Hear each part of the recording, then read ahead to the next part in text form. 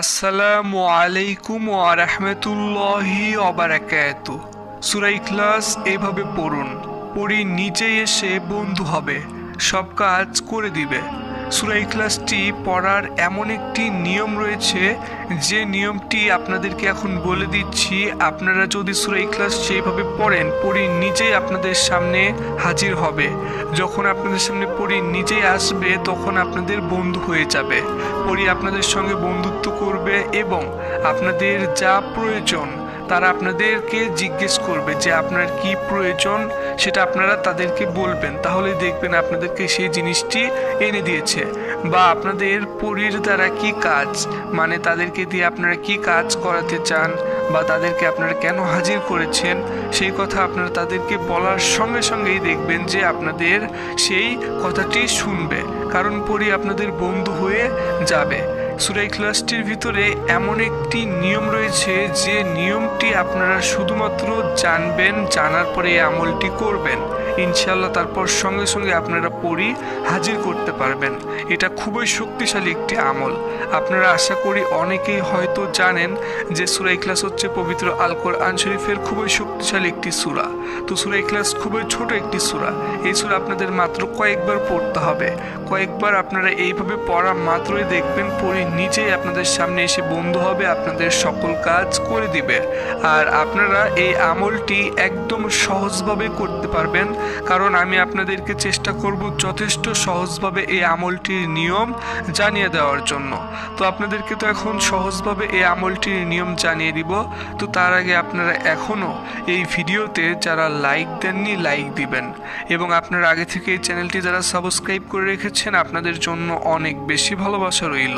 তো আপনারা এখনও এই চ্যানেলটি যারা সাবস্ক্রাইব করে রাখেননি, এরকম আরও নতুন নতুন আমলের ভিডিও পেতে ইনশাল্লাহ চ্যানেলটি সাবস্ক্রাইব করে পাশে থাকা অল নোটিফিকেশন অন করে রাখবেন।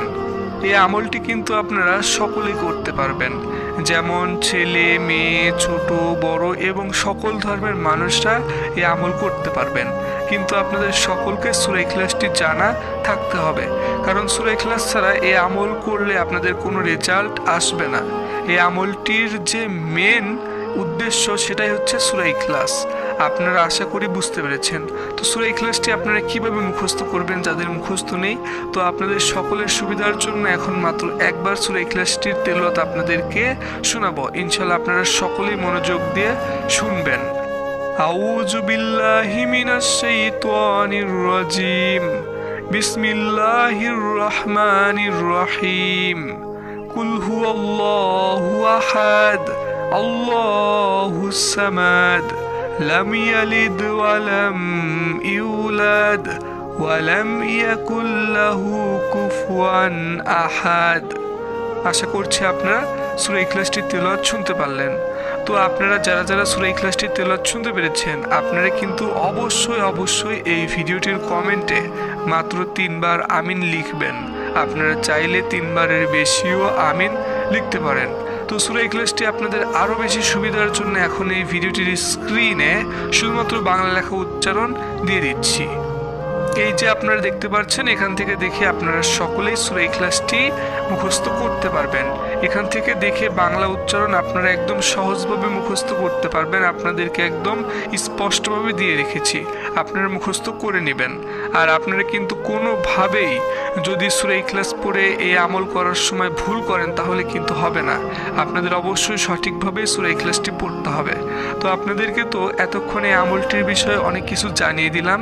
এখন যে মেন পয়েন্টগুলো রয়েছে এই আমলটি করার জন্য শুরু থেকে শেষ পর্যন্ত নিয়ম, সেটা বলে দিচ্ছি। আপনারা এই ভিডিওটি যদি সম্পূর্ণ না দেখেন, বিশেষ করে এখন থেকে যদি আপনারা মনোযোগ দিয়ে আমার কথাগুলো না শুনেন, তাহলে কিন্তু কখনোই এই আমলটির নিয়ম আপনারা বুঝতে পারবেন না। কারণ এখন খুবই গুরুত্বপূর্ণ এই আমলটির নিয়ম বলে দিচ্ছি। এই আমলটি করার জন্য প্রথমত আপনাদের অবশ্যই এই যে ভিডিওটি রয়েছে, এই ভিডিওটি সম্পূর্ণ দেখতে হবে এবং এই ভিডিওটির মাধ্যমে যে মেন নিয়মগুলো বলে দেওয়া হবে, সেই নিয়মগুলো মানতে হবে। মানার পর তারপর আপনাদের এই আমলটি করার সময়ে ওযু করতে হবে। আর আপনারা অনেকে হয়তো ভাবছেন যে এই আমলটি কোন সময় করবেন। এই আমলটি কিন্তু আপনারা যে কোনো সময় করতে পারেন। সেটা দিনের বেলা হতে পারে, সেটা রাতের বেলা হতে পারে, সেটা অন্য যে কোনো টাইমে হতে পারে, কিন্তু শুধুমাত্র একটি সময়ে আপনাদের এই আমলটি করা যাবে না। তো সেই সময়টি আপনাদেরকে বলে দেই, সেই সময়টি হচ্ছে আজানের সময়।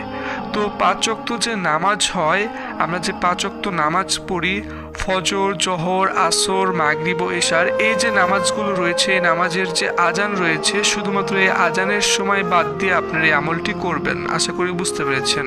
তো আপনারা প্রথমে ওযু করে নিয়ে একটি পবিত্র জায়গাতে বসবেন, যে জায়গাতে আপনার আশেপাশে কোনো মানুষ থাকা যাবে না। অবশ্যই আপনার আশেপাশে কোনো মানুষ থাকতে দিবেন না, এটা আপনাদের অবশ্যই মনে রাখতে হবে। এমনকি বাচ্চাও কিন্তু আপনাদের আশেপাশে রাখা যাবে না। তো আপনারা একাকী একটি জায়গা বেছে নেবেন অথবা একাকী একটি ঘর বেছে নেবেন, যে ঘরের ভিতরে আপনারা এই আমলটি করবেন। কিবলামুখী হয়ে বসে আপনারা প্রথমে মাত্র 5 বার বিসমিল্লাহির রহমানির রহিম পড়বেন। প্রথমে 5 বার আপনাদের বিসমিল্লাহির রহমানির রহিম পড়তে হবে। যখন 5 বার পড়া হয়ে যাবে, তারপর মূলত আপনাদেরকে এই যে কোরআন শরীফের সূরা ইখলাস রয়েছে, এই সূরা ইখলাসটি পড়তে হবে। আর আপনারা অবশ্যই সূরা ইখলাস যে পড়বেন, তার আগে মাত্র একবার আউযু বিল্লাহি মিনাশ শাইতানির রাজিম এই দোয়াটি পড়ে নেবেন। আর আপনাদের তারপর সূরা ইখলাসটি দাঁড়িয়ে পড়তে হবে।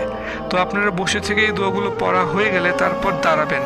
দাঁড়িয়ে থেকে মাত্র একবার আপনারা সূরা ইখলাস পড়বেন।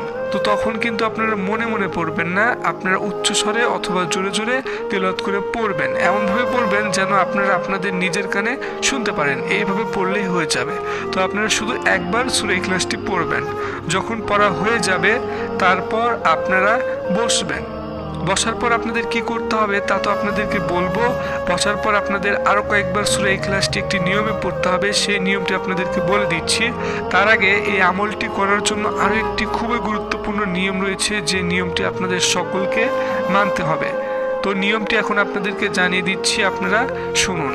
তো আপনারা এই আমলটি যখন করবেন, সেই সময়ে আপনাদের সঙ্গে একটি কিতাব রাখতে হবে।